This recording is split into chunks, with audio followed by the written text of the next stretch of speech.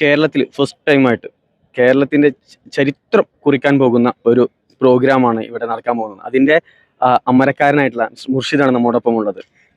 സത്യത്തിൽ നമുക്ക് പറയാനുള്ളത് ചോദ്യത്തെക്കാൾ കൂടുതലായിട്ട് നമ്മുടെ ഒരു കോഴിക്കോട്ടുകാരൻ എന്ന രീതിയിൽ ശരിക്കും ഇതാ രോമാഞ്ചം ഉണ്ടായിട്ട് പറയാണ്, ടി വിയിൽ കണ്ടിട്ടുള്ള ആ ഒരു വലിയൊരു ഇവന്റ് നമുക്ക് സമ്മാനിക്കാൻ പോവുകയാണ്. ഇത് ഇവിടെ കൊണ്ടുവരാൻ വേണ്ടിയിട്ട് ചില ഒരുപാട് എഫേർട്ട് എടുത്തിട്ടുണ്ടാകുന്നത് 100% ഷുവറാണ്. ഇതിനെ കുറിച്ചിട്ടൊന്ന് അതായത് ഇത് ശരിക്കും പറഞ്ഞാൽ നമ്മളൊക്കെ റേസിങ്ങിൽ 2006 മുതലുള്ള ആളുകളാണ്. നമ്മൾ പലപ്പോഴും കേരളത്തിൻ്റെ പല ഭാഗത്തും ഇന്ത്യയുടെ പല ഭാഗത്തും വിദേശ രാജ്യങ്ങളിലൊക്കെ പോയിട്ട് റേസിംഗ് കാണാറ് ഓടിച്ചിട്ടൊക്കെ ഉണ്ട്. ഇത് നമ്മളെ നാട്ടിലെ സംബന്ധിച്ചിടത്തോളം പ്രത്യേകിച്ച് കോഴിക്കോട് പോലുള്ള സ്ഥലത്ത് നമ്മൾ വർഷങ്ങൾക്ക് മുമ്പേ പല രീതിയിലുള്ള റേസുകൾ നടന്നിട്ടുണ്ട്. ഇൻ്റർനാഷണൽ തരത്തിലുള്ള റേസുകൾ ഇതുവരെ നടന്നിട്ടില്ല. നമ്മൾ പലരും റേസിംഗ് എന്ന് പറയുമ്പോൾ നമ്മൾ പലരും സാധാരണക്കാരെ സംബന്ധിച്ചിടത്തോളം റോഡിൽ മറ്റുള്ള ആളുകളെ ബുദ്ധിമുട്ടിച്ചുകൊണ്ട് അങ്ങനെ അപകടം സൃഷ്ടിക്കുന്ന രീതിയിൽ ഓടിക്കുന്ന ഒരു തരത്തിലാണ് റേസിംഗ് എന്നുള്ള വാക്കിനെ തന്നെ നമ്മൾ വേദി വെച്ചിരിക്കുന്നത്. അപ്പോൾ ഇതല്ല, ഇത് ശരിക്കും പറഞ്ഞാൽ ലോക രാജ്യങ്ങളിലുള്ള 15 രാജ്യങ്ങളിൽ നിന്നുള്ള ഏറ്റവും മികച്ച റൈഡേഴ്സ്, അതായത് റേസിംഗ് എന്ന് പറയുന്നത് ഇപ്പോൾ ഇവിടെ ഫുട്ബോളും ക്രിക്കറ്റും ഒക്കെ പോലെ തന്നെ വാല്യുബിൾ ആയിട്ടുള്ള റേസേഴ്സ് എന്ന് പറയുന്നത് സെലിബ്രിറ്റി ആയിട്ടുള്ള അവരുടെ ജീവിതമാർഗം അവർക്ക് സാമ്പത്തികമായി വളരെ ഉയർച്ചയിലല്ല. ഇപ്പോൾ ഇവിടെ നമ്മൾ ഫിലിം ആക്ടേഴ്സിനൊക്കെ കാണുമ്പോൾ എങ്ങനെ ബഹുമാനിക്കുന്നു, അതേപോലെയാണ് മറ്റുള്ള രാജ്യങ്ങളിൽ റേസേഴ്സിന് ബഹുമാനിക്കുന്നത്. കാരണം അവരുടെ ലൈഫ് എന്ന് പറയുന്നത് വളരെ ഡിസിപ്ലിൻഡ് ആയിട്ടുള്ള വളരെ വളരെ ഹാർഡ് വർക്കിംഗ് ആയിട്ടുള്ള ഒരു ലൈഫാണ്. അപ്പോൾ അവർ ആ ഒരു റേസിംഗ് ചരിത്രം എന്താണെന്നുള്ളതും റേസിങ്ങിന് ഉണ്ടാവുന്ന ഹാർഡ് വർക്കിംഗ് എന്താണെന്നുള്ളതൊക്കെ കാണാൻ പറ്റുന്ന ഒരു സംവിധാനം കൂടെ നമുക്കിതിലുണ്ടാവും. അതാണ് ഈ കോഴിക്കോട് തന്നെ ഈ റേസിംഗ് നമുക്ക് കൊണ്ടുവരണമെന്ന് ആഗ്രഹിച്ചിട്ടുള്ളത്. 115 രാജ്യങ്ങളിൽ നിന്നായി 40-ലധികം ഫോറിൻ റൈഡേഴ്സാണ് കേരളത്തിലേക്ക് വരുന്നത്. കേരളത്തിലേക്ക് വരാമെന്ന് പറയുമ്പോൾ സത്യത്തിൽ ഇത്രയും റൈഡേഴ്സ് ഇന്ത്യയിലേക്ക് തന്നെ ആദ്യമായിട്ടാണ് വരുന്നത്.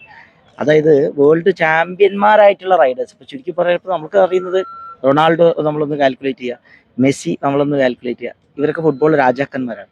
റേസിങ്ങിലെ ഇതുപോലെയുള്ള രാജാക്കന്മാരെയാണ് നമ്മൾ ശരിക്കും പറഞ്ഞാൽ ഇന്നിപ്പോൾ ഈ റേസിങ്ങിന് ഇവിടേക്ക് ഫൈനൽ റൗണ്ടിനായിട്ട് മത്സരത്തിനായിട്ട് കോഴിക്കോടിൻ്റെ ഹൃദയമായ EMS കോർപ്പറേഷൻ സ്റ്റേഡിയത്തിലേക്ക് വന്നു ചേർന്നിട്ടുള്ളത്. ഇപ്പോൾ നിങ്ങൾക്ക് ഈ ചുറ്റുപാടൊക്കെ ബൈക്കുകളൊക്കെ കാണാം. 6 റേസിംഗ് ടീമുകളാണ്. 6 റേസിംഗ് ടീമുകളിലായിട്ട് 40ഓളം റൈഡേഴ്സ്. അതിൽ 2 ഇന്ത്യൻ റൈഡേഴ്സ് ഉള്ളൂ, ബാക്കി എല്ലാം ഫോറിൻ റൈഡേഴ്സാണ്. അപ്പോൾ അവരൊക്കെ വന്നിങ്ങനെ സെറ്റിൽ ആയിക്കൊണ്ടിരിക്കുകയാണ്. അവർക്ക് ഈ നാട്ടുകാർ വളരെ ഇഷ്ടമായി. അവരുടെ ഫീഡ്ബാക്ക് നോക്കുമ്പോൾ ഈ റേസിംഗ് ട്രാക്ക് വളരെ ഇഷ്ടമായി. കാരണം റേസിംഗ് ട്രാക്ക് അമേരിക്കക്കാരാണ് ഇട്ടിട്ടുള്ളത്. റേസിംഗ് ട്രാക്ക് ഇടാൻ വേണ്ടി മാത്രം അമേരിക്കയിൽ നിന്ന് 3 പേര് കൊണ്ടുവന്നിട്ടുള്ളതാണ്. കാരണം ഇത് ഇന്ത്യക്കാരിട്ടാൽ ശരിയാവില്ല. ഇത് ഇൻ്റർനാഷണൽ റേസാണ്.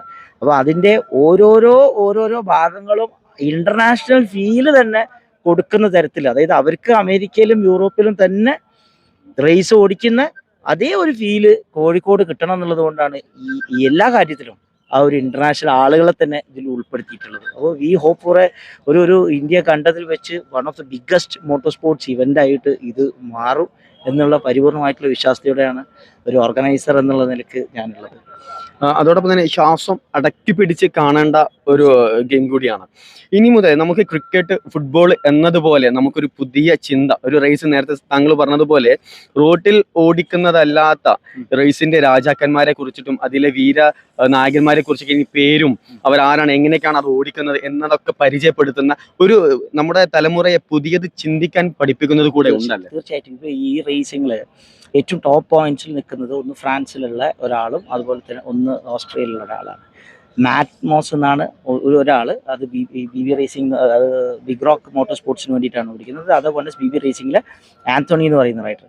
ഇവർ രണ്ടുപേരും ഏകദേശം 2-3 പോയിന്റിന്റെ വ്യത്യാസം മാത്രമേ ഉള്ളൂ. ഇവരാണ് ഏറ്റവും ഒരു ടൈറ്റ് കോമ്പറ്റീഷന് ഈ റേസ് ട്രാക്കിൽ കാണിക്കാൻ പോകുന്നത്. ഇതിന് പ്രത്യേകത എന്ന് പറയുന്നത് ഈ 2 പേരും ഇപ്പം ശരിക്കും പറഞ്ഞാൽ ട്രാക്കിൽ ഭയങ്കര ഫൈറ്റാണ്. ട്രാക്കിൽ നമുക്ക് ചിന്തിക്കാൻ പറ്റാത്ത തരത്തിലുള്ള വേഗതയിൽ 2 പേരും അടിപിടി കൂടിയിട്ട് ഫിനിഷിംഗ് ലൈനിലേക്ക് കുതിച്ച് പായിട്ട് ഒരു അങ്ങനത്തെ ഒരു കാഴ്ചകളൊക്കെ നമുക്ക് കാണേണ്ടി വരും. പക്ഷെ ഓഫ് ദ ട്രാക്ക് അവർ വളരെ അടുത്ത സുഹൃത്തുക്കളാണ്. അവരിപ്പോൾ ഒരുമിച്ച് കോഴിക്കോടിൻ്റെ പല നഗരവും കാണാൻ വേണ്ടിയിട്ട് പോയിട്ടാണുള്ളത്.